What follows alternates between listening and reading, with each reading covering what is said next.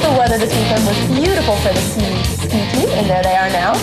They were in Montana this weekend skiing in the NCAA tournament. And there's some water polo. We have some other unusual sports this show. All coming up on CU Sports Mag. Stay tuned.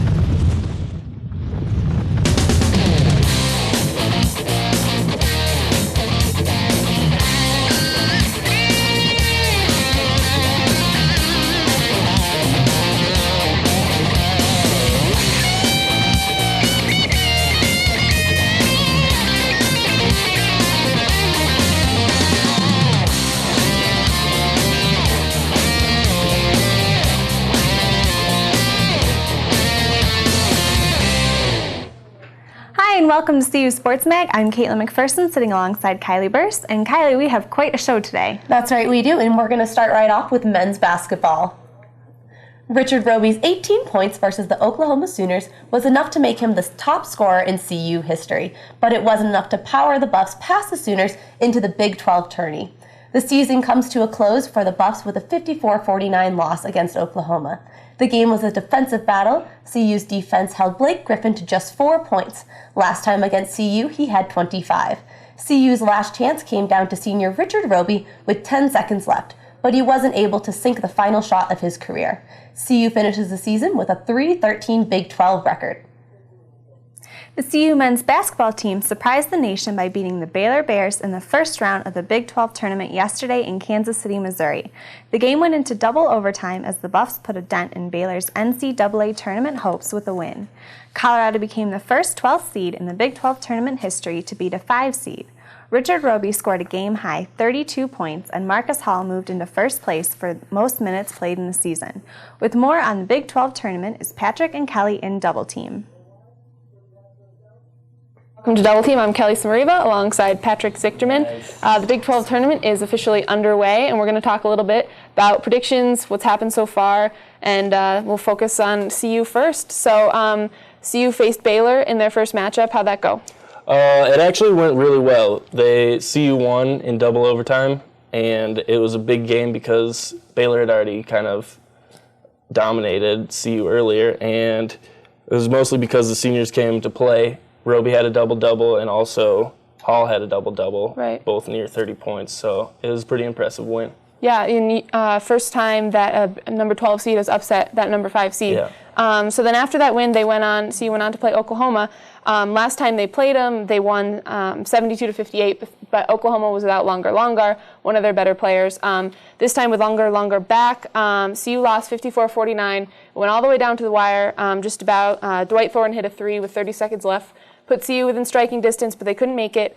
But congratulations to Richard Roby. He's officially CU's all-time leading scorer now. Scored over 40 points in those 2 postseason games alone to reach that marker. So, good work for him, but unfortunately the season comes to a close for CU. But so tell us about some of the other games that have been going on. All right, around the league in the Battle of the Coaches' Sons, Texas Tech faced off against Oklahoma State, and Oklahoma State got the win.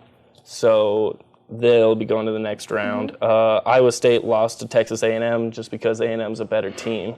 And Nebraska barely beat Missouri in a game that probably wasn't very fun to watch. Well, and next Nebraska takes on Kansas.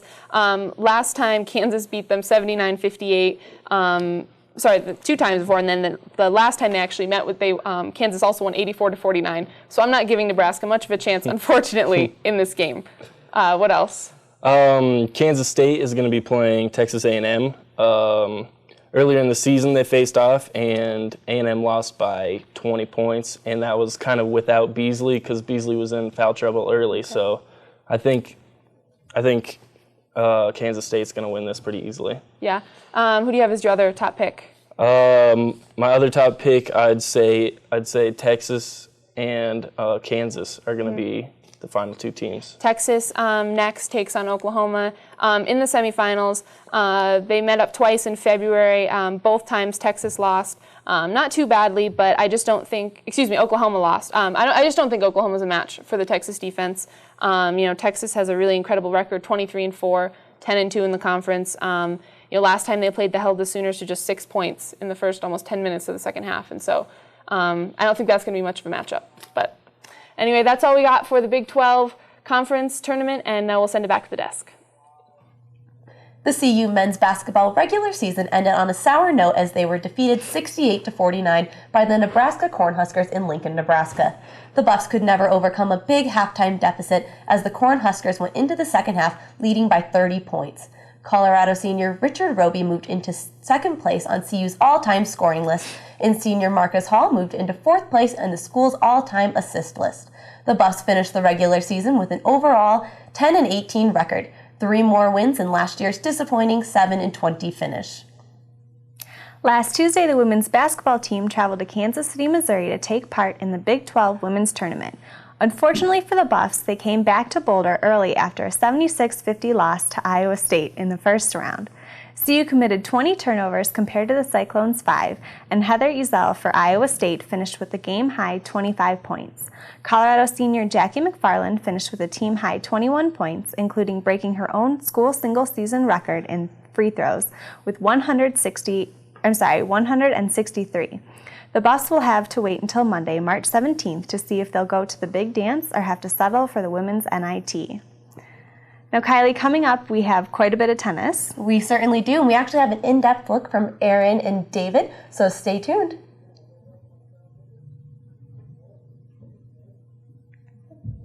We all come into this world alone, and we leave the same way. But in between, we have the chance to connect and help each other.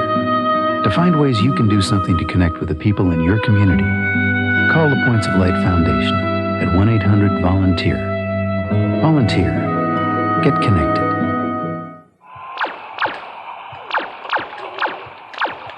Yeah! Who's the man? Yeah! All right! It's my birthday! It's my birthday! Oh, it's so pretty! Oh, I told you! Don't be bringing that weak stuff in here! Yeah! Who's the man? Who's the man? Exercised lately? The tennis team continued to improve on their season, sweeping Yale on Tuesday afternoon. CU doubles partners Francisca Gendrina and Melissa Esposito have yet to be beaten, defeating Yale's number 2 doubles team 8-1. Glacy Torres picked up her 66th career singles win, while Vera Nurmi tallied her 65th. Colorado's sweep of Yale was their second in a row following their Saturday sweep against Missouri. Not a bad way to start off the Big 12 season. Doubles duo Abby Probert and Glacy Torres continued their impressive season, picking up one of the team's 3 doubles wins. As the number 1 seed, Monica Maluski easily defeated Missouri's Jessica Rhee in 2 sets, winning 6-4, 6-1. The Buffs host conference foe Kansas here in Boulder Friday afternoon and will wrap up the homestand Sunday against Kansas State.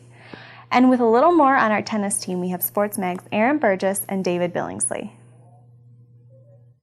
Hello and welcome back to Double Team. I am Aaron Burgess alongside the man David Billingsley. We're talking something we don't usually talk about on Double Team. We're talking tennis today. Indeed, and the women's tennis team is starting to put together a pretty nice season, Aaron. I mean, They are. They had a rough start in February. I think they only won one match, one game really in February, and It was slow. But now moving on to March, things are going well. They got a 7-0 win against Yale, 7-0 win against Missouri, and now we're getting into Big 12 play. Kansas this weekend, Kansas State in the future. So got to get serious now that the Big 12 is here. It is, and I mean, they obviously have been getting serious. Coach Keneally has taken a lot of measures in order to ensure their team's doing a lot better, and she's very excited for them going into Big 12 play. One of the things about this team that I like to mention is they have 8 returning letter winners and 2 freshmen, which is putting together quite a pair, seeing as they finished 3rd in the Big 12, and Coach Keneally was Big 12 Coach of the Year last year. David, so they're looking for good things from this season. Yeah, Aaron, and last year, it's good to talk about. It's good, to have some quality wins, things to look back on, but the here and now is what matters. And the springtime, I like 2 seniors in particular, Glacy Torres and Vera Nurmi. Glacy Torres in the top 20 all-time in career wins at CU, and Vera Nurmi, second time she's been the CU Athlete of the Week. Just a couple weeks ago, she got that award. So I like what they're doing in the singles as number 3 and number 4 spots. So look for those seniors to make some big impacts as the rest of the spring season moves on. Well, you can't forget about the doubles teams. I mean, part of the tennis matches are how that ever-important doubles point. The way it works is there's 6 singles matches and 3 doubles matches to equal the 3 matches gets 1 point to contribute to the entire score. And that's really important. That's really kind of a tiebreaker for these matches. And I mean, the team's doing really well in their doubles. And I think, Aaron, you're right that a lot of people forget just that tennis really is a team sport. You know, you think about the matchups, the singles one-on-one matchups, but maybe if you see your teammate, take down that number 3 player and you're the number 4, you're saying, all right, I can compete here because this team, they're number 1, they're number 2, or even down the line, the 5 and 6, maybe they're not playing as well, and that gives you some confidence as you see your teammates pushing on, and of course you're playing against each other all the time in practice, getting better against each other and moving on. It is great. I mean, especially when you're all playing on courts right next to each other, and you can kind of look over and see your friend and just kind of say, give her a wink or give her a high five or something like that, when they're doing something good. So, I mean, but one thing I want to mention about Glacy Torres and her partner, Abby Probert, who's from London. She's a freshman. We have a senior and a freshman pairing up. They've won 5 of their last doubles matches together. They're turning out to be quite a team, and I think we might see something from them. Oh, yeah, definitely. And again, with those doubles matchups, the coach, Keneally, has been, kind of switching things around, like you said, freshman, senior, changing things around. I wouldn't be surprised if she continues to, maybe make a couple of changes and really get a fit here in March before the season really starts to take off. Well, I will not criticize last year's 2007 Big 12 Coach of the Year. So whatever she's doing with the team, I support her. For David Billingsley, I am Aaron Burgess. We'll send it back to the desk. The men's golf team hasn't won a tournament in 2 years, but that all changed after winning the 23rd annual Louisiana Classic on Tuesday. It's been 29 years since CU has placed 4 golfers in the top 12 of a tournament. The team was led by senior Jim Grady with a career-best third-place finish at 1 under par. It was just the 10th time in school history the team has finished with a final score under par.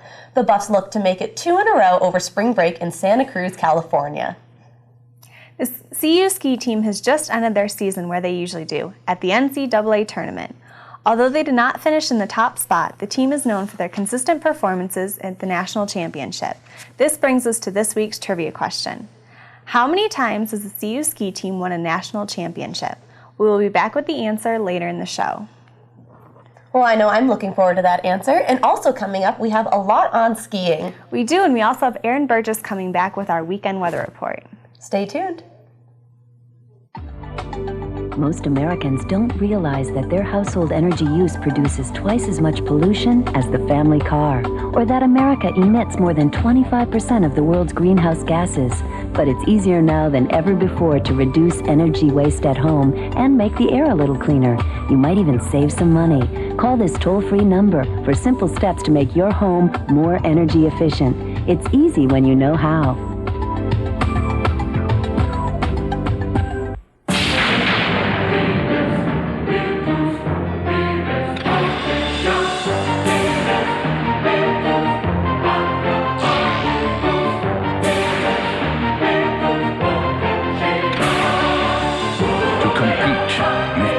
Strong. To win, you've got to be smart. Maybe you can be one of us, the few, the proud, the Marines. The University of Colorado ski team couldn't maintain a precarious third-day lead as they finished second to the University of Denver at the NCAA Championships in Bozeman, Montana. Denver qualified 1 more Alpine male than CU, giving them an advantage going into the last day. DU used the advantage to turn a 17-point deficit into a 30-point win. Despite the loss, CU had 2 skiers each win 2 events. Nordic skier Maria Grevsgaard captured the classic in the skate titles, while Alpine senior Lucy Zakova won her 3rd career NCAA title by winning the giant slalom and capturing the slalom for a 2nd time.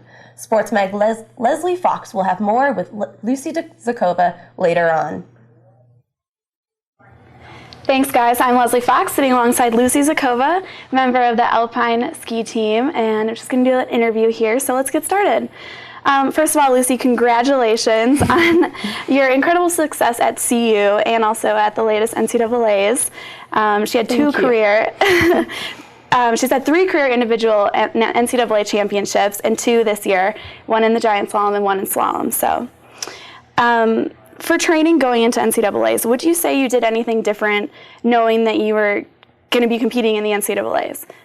No, I think that we train just about the same as every year, and it's not like you can make up for what you didn't do in the season right before the NCAA. So we just, it's the work all along in the fall and training during the season. So we didn't do really anything different, just went out there and skied. Right. And would you say training on the race hill a couple days before the race, would you say that was a really big help to you? Oh yeah, definitely the training before the races, and especially also we had regionals there the week before NCAA, so that helped a lot. That gave, I would say, all the Western teams definitely some edge over the Eastern teams that didn't ski there at all. So right. And even really more of an advantage for the Western schools because the conditions were not quite like the East Coast, so they had to make the adjustment. Yeah. Like, was the conditions of the snow anything to take? I personally liked it a lot. I liked the snow, and the course crew did a great job maintaining the course, so I really liked it. I heard some complaints from the Eastern teams, but when we go east, it's the opposite situation for us. So definitely we're more used to the softer and newer snow, but what can you do, right? Right. Now, going into the slalom, at least, you were in 5th place going into the second run. Were you trying to do anything differently on the second run, or what was going through your head while you're in the starting gate knowing this was your last collegiate race and that you wanted to win? I mean, there's got to be emotions. Definitely some emotions, but I just wanted to go out there and have a lot of fun, and that's what I did. And that's usually what helps me ski well, when I'm just enjoying myself and trying to go as fast as I can. And when nothing else is in my head, that's when I ski fast. And that didn't really happen in my first run because I got nervous and I don't know what was going through my head. But the second run, I definitely made up for it, so that was nice. Right. And how important was it having your entire team at the race? Even the ones that weren't competing, they made the trip up to Montana and were cheering for you the whole way. And oh, that was just great. That was amazing, and that was probably the best part of the whole NCAA week. Just having the whole team there and knowing that I'm not winning just for myself, but I'm winning for all the people around me, and everyone is cheering for me, and everyone is wishing me well, and that was just amazing. I really, really enjoyed that, and we're all really good friends, so it was a lot of fun. Right. Great time. And now, is it difficult to be happy for yourself and proud of yourself for your personal accomplishments, but then yet be a little disappointed for the team because the team finished in 2nd place, which is by no means bad. 2nd in the country is awesome, but they were going for the win. Right. No one goes there to get 2nd, right? But someone needs to get 2nd and someone needs to win. So I was really happy for my performances. Yeah, the team performance, we didn't reach the victory that we definitely wanted, but I think that we still, all of us, had a great time and enjoyed skiing there, and maybe there was a little bit of disappointment, but overall, I think that all of us had a great experience. Okay. Well, thank you for joining me, Lucy. I'm Leslie Fox, and this is Lucy Zakova. Back to the desk. Thank you, ladies. And even if you weren't skiing in the NCAA tournament, you may want to head up to the mountains this weekend. And we have just the person to help you do that, Aaron Burgess. Yes, I am going to be providing you guys with some weather information so you can make an educated choice as to where you want to go skiing this weekend. You guys planning on going up, maybe? I'm not, personally. I definitely am. Well, I might talk a little bit about weather in Boulder there. All right, good. And speaking of weather in Boulder, taking a live look outside, you can see it's a pretty nice day. It started off bright and sunny, but the clouds have rolled in as the cold front is working its way over the mountains. Looking at what's going on right now across the nation, you'll see some weather fronts right here. There's a cold front working its way in across Colorado, pushing over the mountains, and that's what brought a lot of that snow that we saw last night. We had huge accumulations across the mountains. Is upwards of 16 inches in Winter Park and around 7 inches in some of the other areas. We'll talk a little bit more about that a little later.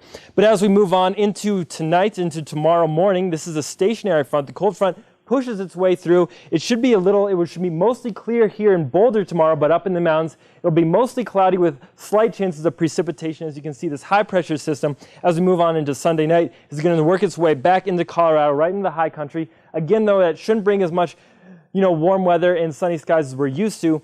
But again, it should be a little bit nicer on Sunday for the ski resorts. Taking a look at our first one, Copper Mountain on Saturday, 23 degrees, 30 degrees on Sunday. They had 7 inches last night. They're expecting around 3 or 4 more tonight. So Saturday should be a great day. So should Sunday. A little bit windy, but again, it shouldn't be a big problem. Copper's looking like a good place to go. When we move on to our next resort, Keystone Resort, 40 degrees on Saturday, 43 degrees on Sunday. It's going to be a little warmer at Keystone, but there is going to be an issue with that. As you see, it's going to be well below freezing overnight. That means the snow might melt on Saturday, then freeze overnight, and then Sunday morning might be pretty crunchy. So if you want to go, and they might not get too much accumulation. So if you go on Sunday, maybe sleep in a little bit and show up a little late so that sun can soften it up just a little bit more. Our next resort we're going to go to is Winter Park, 32 degrees on Saturday, 36 degrees on Sunday. Last night they had 16 inches of snow. They're expected to get 4 to 6 more over the course of the weekend. This is where I would go skiing if I were you guys. They're going to have some great conditions. The trees are going to be spectacular. And finally, if you're planning on staying in outdoor or at least closer to Boulder, 34 degrees on that Saturday, 38 degrees on Sunday. Again, they got 9 inches of their own last night. I mean, all the mountains just got drilled, and pretty much wherever you go, you'll be fine. But I'd pick Winter Park. That would be where I go. So. Now, Aaron, it looks like from the goggles tan, you've been skiing recently? I have been skiing a little bit. Kylie, this is your birthday weekend. I know you're planning on going skiing. Have you decided yet? You know, you definitely said Winter Park looks good, and I think that's going to be my choice. It should. They have a lot of snow. Don't miss it. Great. Now, Kylie and Aaron, have you guys been thinking about the trivia question? I certainly have. And you know what? We also have water polo and ultimate Frisbee coming up after the break.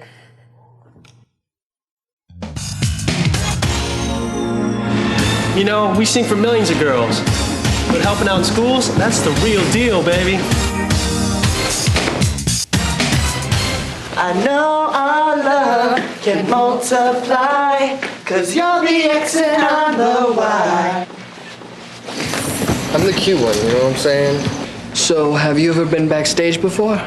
Okay, guys, this is an abacus, an old school calculator. 1, 2, 3, 4. Like the circle and the square, our geometry is a perfect pair. Now, why should kids know about gravity?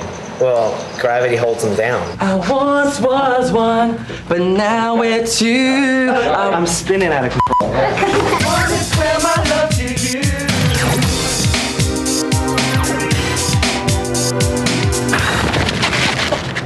Oh. The Colorado track and field team will be sending 3 athletes to the 2008 NCAA Indoor Track and Field Championships this weekend in Arkansas. Freshman Matt Tebow and junior Bradley Harkrader will be representing the men's team, both competing in the 5,000-meter run.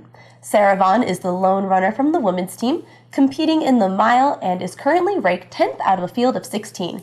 This will be the first appearance for all 3 buffs in the indoor NCAA championships.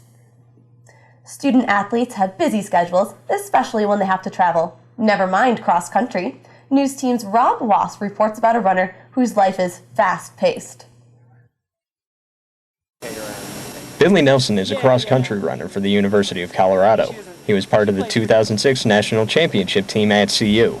A senior with a double major in ethnic studies and history, Billy divides his time between studying, training, and a part-time job at Blockbuster. You might think he has time for little else. But Nelson also has a family with his fiancée Elisa and their 7-month-old daughter Arabella. With so many things demanding his attention, Billy has no hesitation as to where his time belongs. Picking between spending time with them and doing schoolwork, I always spend time with them, so it does kind of get pushy towards like deadlines and stuff. However, the choice comes with a great deal of stress. Billy has to make the grades to remain eligible for the cross-country team, and running could provide a secure future for his family. This back-and-forth dilemma is not lost on Billy's mind. When I have a bad day and work out, I'm just like, God, I just want to go home and be with my family, but I just know that if I can get a professional career, that's going to help my family. While he doesn't want to lose focus on running or academics, Billy knows he is needed at home. His fiancée Elisa understands the stresses that Billy faces. She knows that future competitions will likely take Billy away from Boulder, but she's more concerned about the time he spends away from Arabella. It's going to be a little harder to take care of her because sometimes she doesn't want me, she wants daddy, and she throws a fit, so it'll be an adjustment. The life of a CU student-athlete requires dedication and focus, but to keep that focus when more than your team score is on the line takes something else, something that many student-athletes may know nothing about. Rob Wass, News Team Boulder. Billy has been invited to the Olympic trials this summer with the hope of securing a spot in the United States steeplechase team. If he does, If he does make the Olympics, the whole family will be attending. Former CU standout linebacker Alfred Williams has been making headlines recently and becoming one of 75 finalists for the ballot for the 2008 College Football Hall of Fame.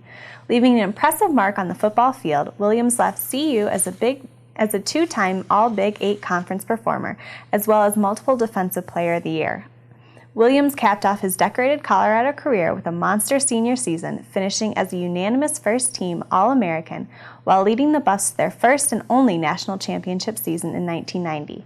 Just being named to the ballot is an achievement in itself. Only 829 players out of the 4.6 million people who have played college football have achieved the honor. The Hall of Fame class will be announced live on ESPN News on May 1st. The women's water polo team picked up 3 wins over the weekend in Park City, Utah. CU's most notable game was their 11-5 win over the United States Air Force Academy, a team they have not beaten in 3 years. CU captain Alex McLean led her team with 6 goals, teammate Maria Zabrowski adding 2. The team's other wins came against Northern Arizona and the University of New Mexico. With the wins, the team moves to second in the Southwest Division and will be back in action on April 5th. Now, there are a lot of hippies in Boulder who ultimately think that frizzy hair is the way to be. Sports mag Matthew McAllister explores the world of ultimate Frisbee. Hey there, I'm Matthew McAllister with CU Sports Mag. Today I'm with Hilka Sneeder and we're talking about some ultimate Frisbee. Hilka's here, a member of Mama Bird, which is the CU club team, and how's the season going for you guys so far? It's going pretty well. We're ranked 13th nationally right now, which is the lowest we've been in about 4 years. Part of the reason I think we did so bad too was because we live in Colorado, which it's really cold here all the time. So as the season progresses, we'll get better because we'll be able to practice more outdoors and practice won't get canceled due to the snow. Okay. And how many people try out about each year for the club team? We have probably around 80 kids try out each year, but because of how often we practice, a lot of kids drop off because they're kind of surprised with how intense it is. So by this time in the year, we usually have around 50 kids remaining on the 2 teams. So. Have you guys playing any tournaments lately? You got anything coming up? Or? Yeah, we just got back from Stanford, and we're going to go to Austin, Texas for a tournament called Centex, and that should be as competitive, if not more competitive than the Nationals itself. So. Wow. Exciting for that. So Hilka, where's this year's Nationals going to be? This year's Nationals are actually going to be in Boulder at the Pleasant View Fields the 3rd weekend of May, so it should be a lot of fun playing in front of a home crowd. Over the past couple of years, how have you guys ranked at Nationals? We actually got 2nd in Nationals last year, and we won Nationals 4 years ago. Overall, our program has been in the finals of Nationals 3 times in the last 5 years, so it's a very successful program, and hopefully we can do as well this year. Cool. And how many years have you been playing Ultimate? I've been playing for 4 years now. I started my sophomore year in high school. This is my 4th year of Ultimate. Hilka, how far do you think you can throw in this wind? Probably around 80 yards.